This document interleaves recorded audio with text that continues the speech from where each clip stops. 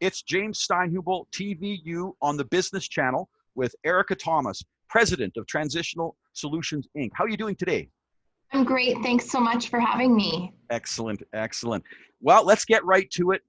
Let's talk about emergency and remote staffing for municipalities and governments and the go forward for governments with budget cuts in their HR. Awesome. That sounds really great. Thanks so much, James. Go for it. Let's hear what you have to say. I'm interested. Okay, you bet. So our company has been focused mostly on the public sector for the last 13 years, usually doing things like organizational reviews, strategic planning, governance and administrative reviews, and then we also do a lot on the emergency management side with fire departments and emergency management departments. Through this pandemic, we have sort of shifted gears a little bit. We're still helping on the organizational reviews and in emergency operations centers, but rather than providing insight into growth opportunities, insight into strategic operations and regionalization, instead what we're doing is we're providing our clients with advice on how to survive the pandemic. You know, it's no surprise that government departments, municipalities, and most corporations across the globe are going to have to find ways to be more efficient and to cut costs because their budgets are going to be cut. In fact, I just got off a meeting this morning about 20 minutes ago with a group of rural county managers talking about this and talking about how their budgets are going to be cut and how to survive this without increasing the taxes to the residents.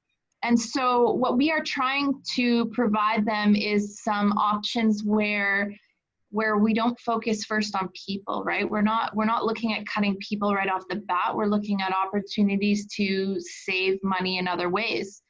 And one thing that I think is really, really important is that we look at the cost of space, the cost of offices, the cost of overhead, the cost of consumables in the office. And what I think would be really interesting to look at is the cost savings that organizations have had with their staff working remotely. I know that it's not always feasible and we do still need that person-to-person interaction, but does it need to be 40 hours a week? Or could we do office sharing? Could we save on space?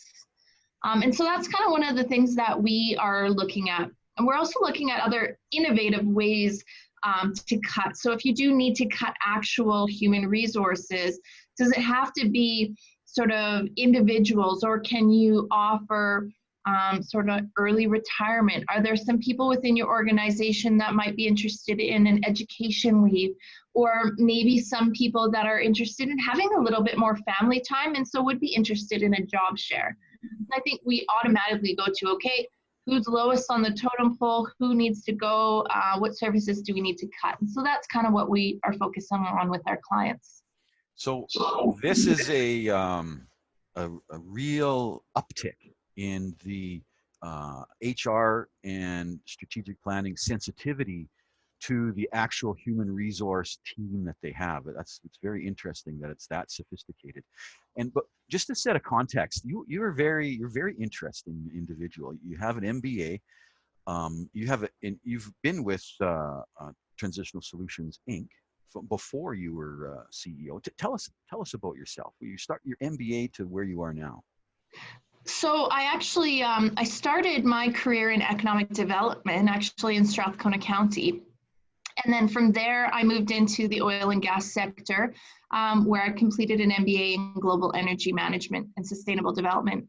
I had 2 young children at the time, and when I had my second child, I decided to take my maternity leave and test out consulting. My father had actually started this company about 13 years ago.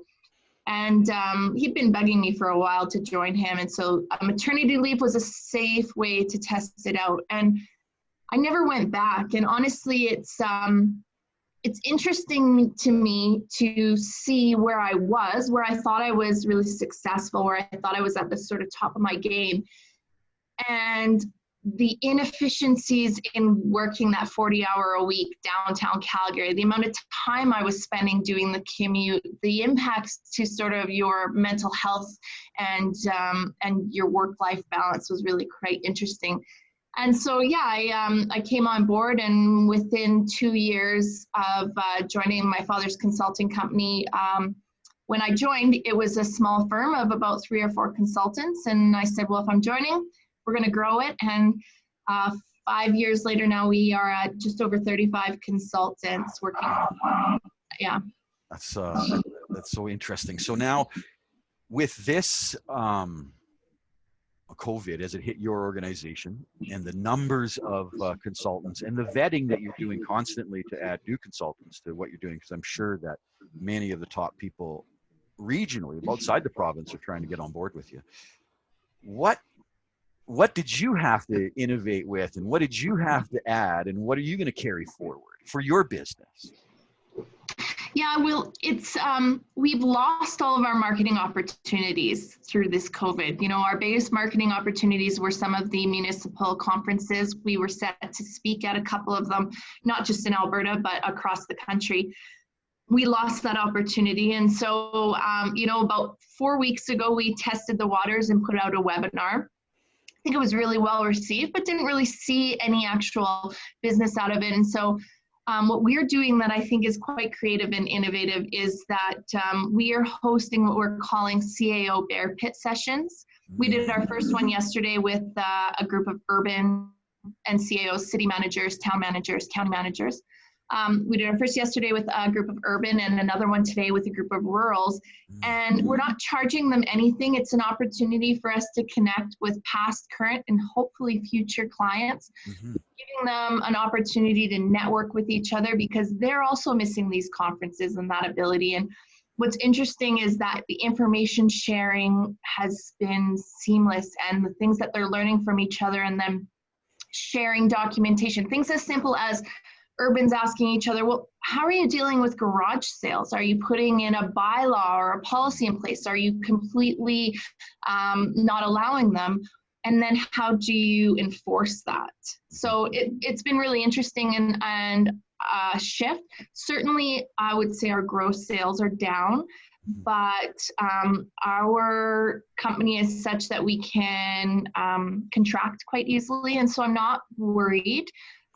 We are still working with clients, and I do believe as we move forward, there will be a need for organizations like ours to help municipalities and corporations figure out how to get into that new normal, how to get past COVID-19. And so, what are you seeing for government and municipalities that, if you could speak directly to them all right now, what are the 2, 3, 4, 10 things that they should do right now to go forward? Plan.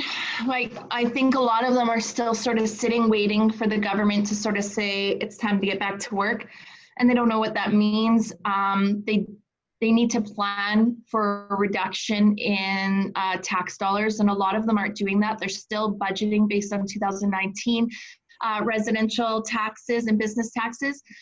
Some of the ones we've talked to have sort of put in a bit of a negative multiplier in there and sort of budgeting based on only being able to collect 75% of the taxes.